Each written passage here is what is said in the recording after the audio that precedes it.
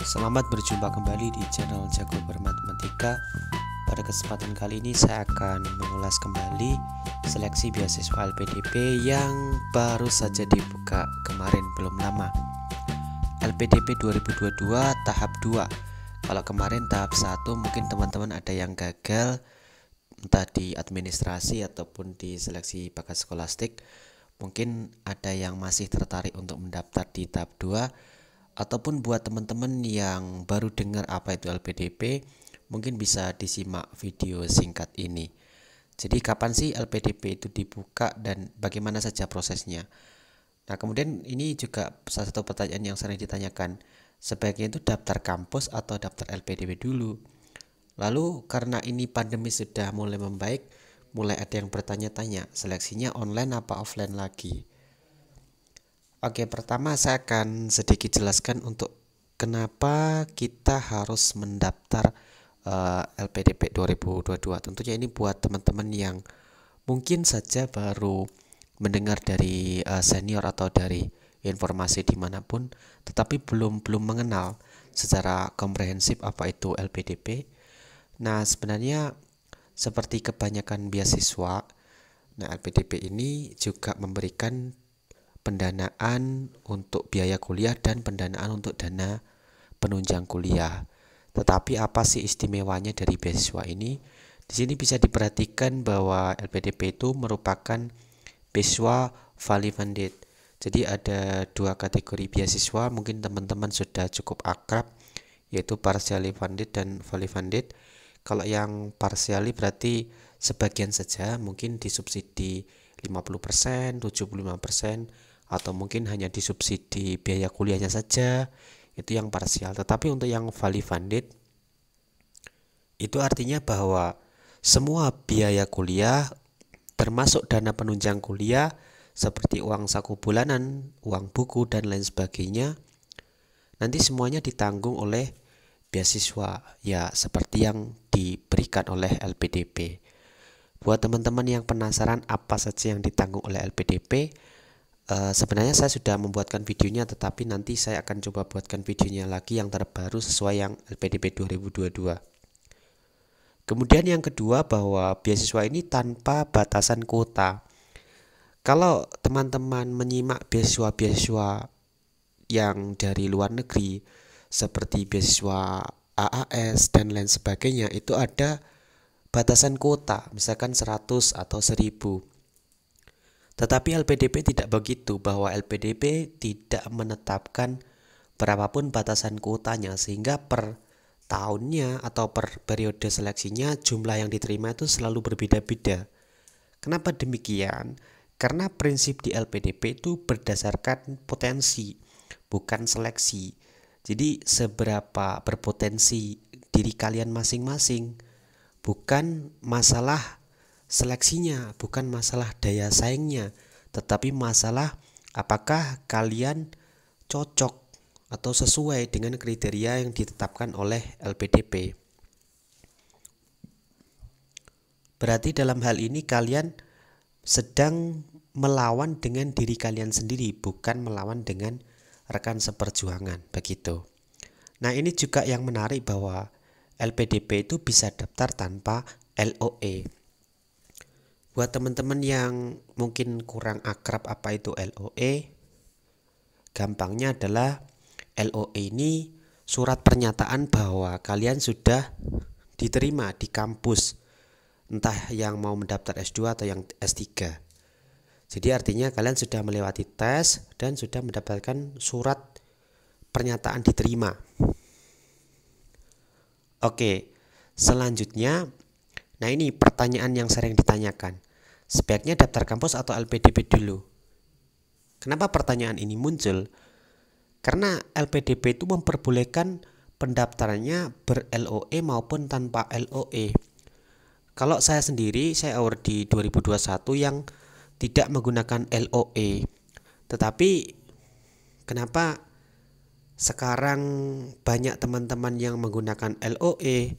Karena sekarang yang menggunakan LOE itu bisa langsung ke seleksi substansi. Jadi kalau lolos administrasi dan LOE-nya cocok, sesuai dengan kaidah yang ditentukan oleh LPDP, maka nanti langsung ke substansi tanpa bakat skolastik. Artinya bahwa ketika teman-teman yang mempunyai LOE maka punya satu lompatan yang menguntungkan, yaitu tanpa tes skolastik atau tes TPA. Berarti dari sini pun sudah bisa disimpulkan bahwa ya memang sebaiknya punya LOE, tetapi tidak harus. Lagi-lagi kenapa tidak harus? Karena LOE itu memperolehnya tidak cepat dan pendaftaran LPDP itu ada batas waktunya. Kalau misalkan tidak memungkinkan, ya tidak masalah tidak menggunakan LOE daripada nanti jadwalnya tabrakan.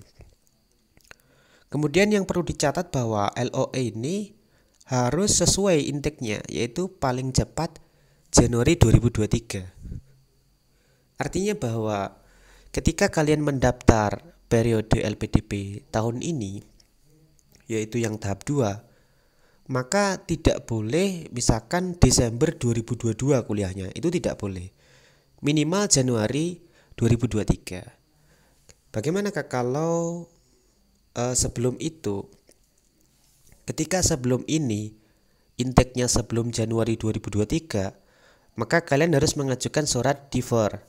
Apa itu surat defer? Surat defer adalah surat pernyataan penundaan.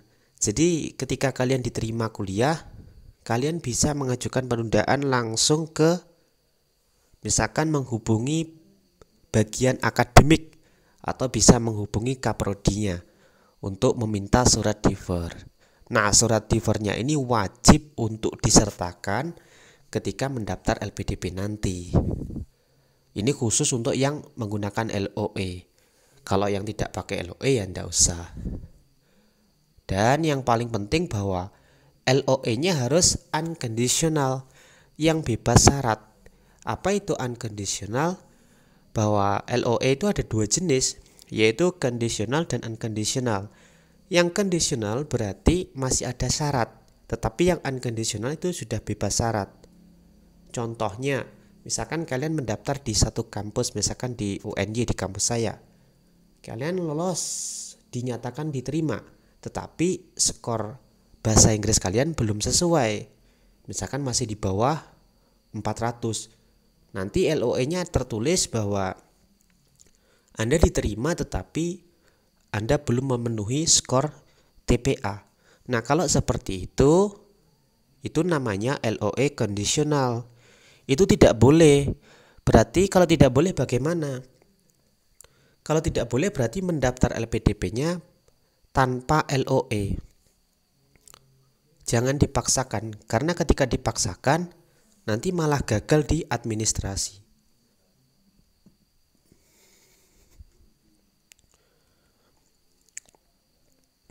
Selanjutnya untuk yang jadwal, ini saya melihat langsung di web LPDP bahwa jadwalnya seperti ini. Pendaftarannya dimulai tanggal 4 Juli sampai 5 Agustus, cukup lama, 1 bulan penuh.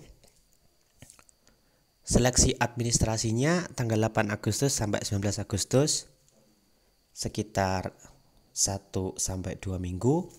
Kemudian pengumumannya tanggal 22. Setelah itu seminggu kemudian kalian akan seleksi bakat skolastik. Kemudian pengumumannya pada tanggal 15 September. Dan seminggu kemudian kalian seleksi substansi. Dan terakhir 11 November itu pengumuman hasil seleksi substansi. Baru setelah itu kalian dinyatakan lolos sebagai calon awardee ya. Masih calon karena setelah ini masih ada proses PK dan lain sebagainya yang nanti saya insya Allah akan mengupdate videonya. Nah, buat teman-teman yang masih bingung bahwa LPDP itu ada 3 seleksi ya, 3 tahapan seleksi, yaitu administrasi, seleksi bakat skolastik, dan seleksi substansi. Nah, buat teman-teman yang tadi menggunakan LOE, berarti setelah pengumuman administrasi dan diterima dan LOE-nya dinyatakan sesuai oleh LPDP, maka kalian langsung ke substansi. Artinya bahwa kalian lebih punya waktu luang untuk belajar yang substansi. Itu untuk teman-teman yang menggunakan LOE dan sesuai.